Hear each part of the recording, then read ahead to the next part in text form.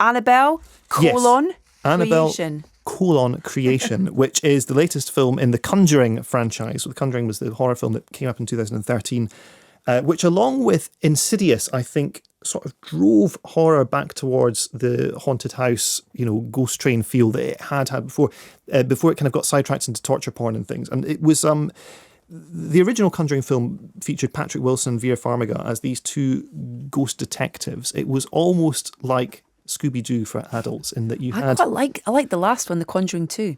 The Conjuring 2 was the London set one. Yeah, so I wasn't so hot on that. But it's this sort of feel that, it's quite retro like Scooby-Doo, quite sort of, the clothes, the set dressing. But it turns out, it's not Old Man Perkins from the Tumble Down Fun Fair at the end. It is actually, it's a real demon. But that was the kind of aesthetic that film built up. And in the same way that the Saw films that it was responding to had this Billy the Puppet mascot, this incredibly menacing tricycle riding toy thing. Yeah.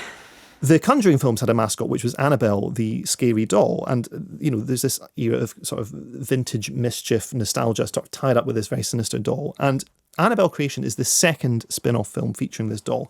The original one, Annabelle, I actually thought was terrible. What's very interesting about this one is it goes back to it's like the origin story of the origin story, a prequel to a prequel. And it's set back in the 1950s in the American Midwest. Where there is a family, the father played by Anthony LaPaglia and the mother Miranda Otto, who make dolls out in the American Midwest. No. They lose their daughter Bee in a tragic accident and the couple become recluses. They also, for reasons best known to themselves, considering what happens next, decide to open up their house as a kind of an orphanage just to get the voice of young children in there again and try and restore a bit of life to the place. However, when the children arrive, they soon cotton on to the fact that something is not right. You need sleep. That's going to help you with the healing. I can't stay here, Sister Charlotte. We can't stay here. We need to leave. Leave? And go where? There isn't anywhere else for us to go. I didn't fall down those stairs. Something threw me. What do you mean? You always say that even though we can't see God, we can feel his presence. Well, in this house, I feel a different kind of presence. What kind?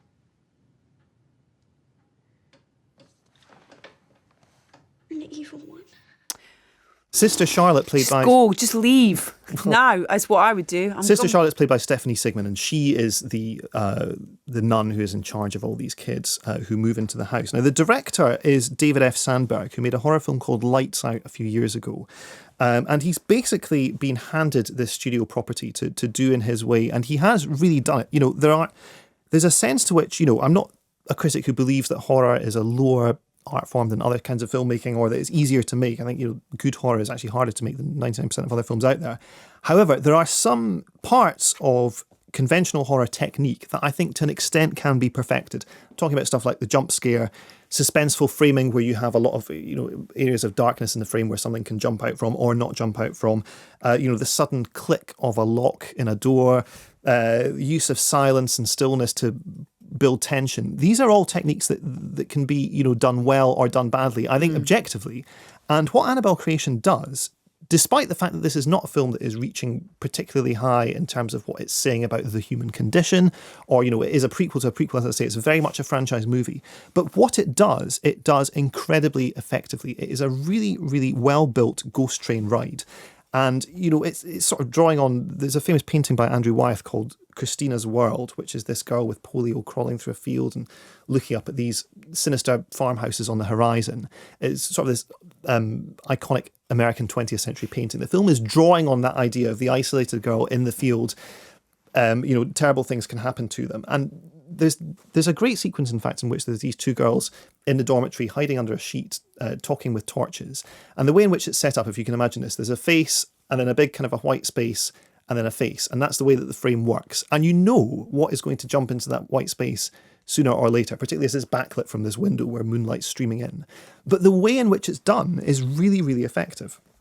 So I think, it's as part of a franchise film, you could not have expected it to turn out any better than it has done. But it's turned out very well. Okay. You won't necessarily remember it at the end of the year when you're drawing up your list of best films, but for the 2 hours during which you're in the cinema, you will be absolutely on the edge of your seat, as I was.